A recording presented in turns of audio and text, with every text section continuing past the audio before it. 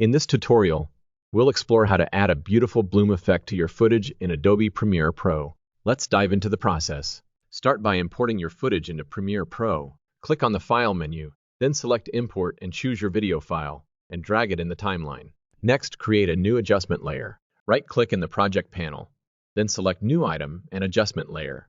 Drag the adjustment layer onto the timeline above your footage. Now, let's go to the Effects panel and search for Gaussian Blur.